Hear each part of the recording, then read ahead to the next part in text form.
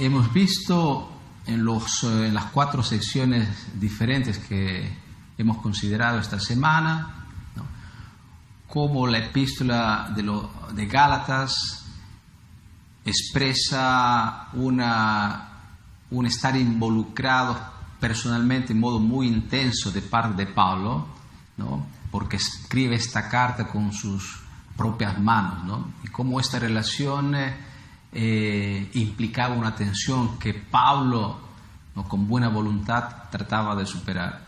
Hemos visto también en la segunda parte cómo el gloriarse en la propia carne representa o articula una miopía humana, ¿no?, sin que esto implique de parte de Pablo, y menos de la parte de la Biblia, ¿no?, el descuido y el no reconocimiento de una sana dimensión humana y la necesidad de sentirse autorrealizado. En la tercera parte consideramos el gloriarse en la cruz, esta paradoja, ¿no?, que dice Pablo en Corintios representa una locura para los griegos y para la razón humana en sí misma, pero que en realidad en su nivel más esencial tenía también una traducción humana, en el sentido que la cruz nos recuerda que la vida no es programable al 100%. Es por eso que la cruz significa el tener que hacer cuentas, ¿no?, con lo inesperado, con lo que está más allá de cualquier previsión y la capacidad de reaccionar. Y el símbolo perfecto para la combinación de estas varias actitudes se concretiza justamente en Cristo. Y en la cuarta sección, la que vimos ayer, Pablo nos recordaba a través del concepto de creación que la vida del cristiano es una vida abierta, ¿no?, y abierta no solo en sus procesos más negativos que se bloquean, sino incluso en los procesos más positivos, que ellos mismos no pueden ser definitivos en absoluto, ¿no? Y es por eso que también las formas de fe, las formas de prácticas religiosas que nos han dado un grado de significado y satisfacción en un tiempo, no pueden necesariamente perpetuarse al infinito, porque justamente el camino del cristiano es un camino abierto. En esta quinta parte, en la cual encontramos algunas declaraciones conclusivas del apóstol Pablo hace referencia a 2 elementos que quisiera brevemente considerar antes de concluir esta conversación. El primero es la referencia a la regla de fe.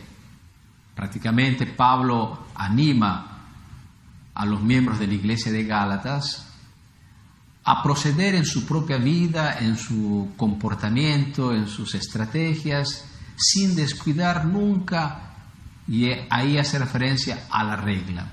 ¿A qué regla se está refiriendo? ¿A la regla de Cristo, de su sacrificio, o a la regla, como alguno ha indicado, a la regla, el canon, que está representado por la Escritura, ¿no? Este es un punto. Y el otro punto, ¿no?, está dado la referencia que Pablo hace a las marcas de su propia experiencia, de su propio sufrimiento, ¿no?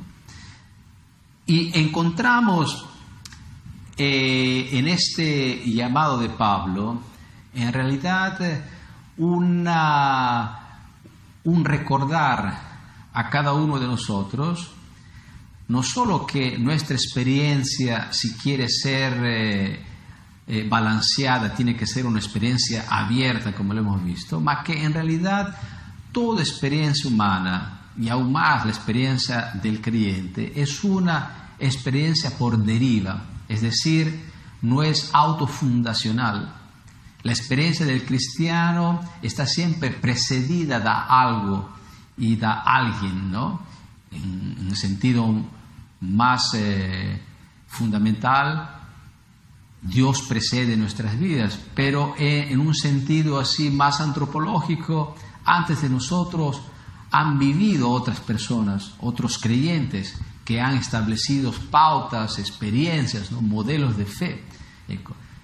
Esto es un punto importante. Y todo esto se concretiza en la regla de fe que Pablo está tratando de recordar a los miembros de la iglesia de Gálatas, recordándoles, yo diría, el aspecto objetivo de la vida, porque una regla, como la regla de fe o el canon bíblico como regla, significa que más allá de mi percepción subjetiva, ¿no?, de lo que yo pueda comprender o no comprender, hay un dato objetivo que se impone a mí por su fuerza.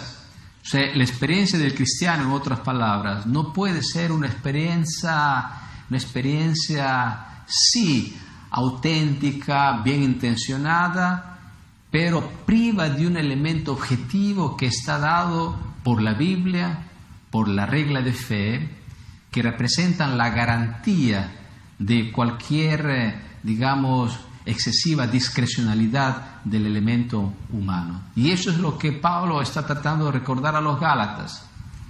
Sigan su camino de fe con entusiasmo, pero siempre siguiendo la regla de lo que Dios ha establecido con su palabra y a través de la experiencia de personas que han vivido antes de ustedes, concretizados, ¿no?, en la Biblia. Pero el elemento objetivo no es el único importante que tenemos que considerar, ¿no? Es como en una enfermedad.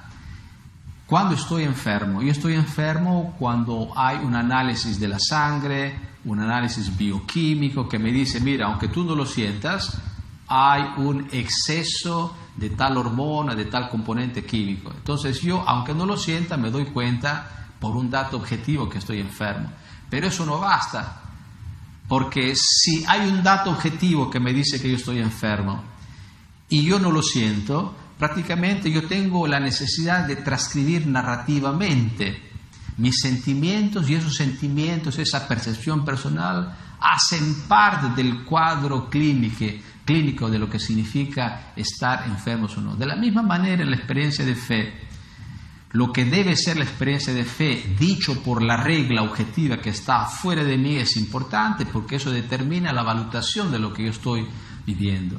Pero es importante también mi percepción subjetiva, las experiencias, las memorias que tengo. Y todo eso Pablo lo dice en esta parte de su epístola con el término marcas.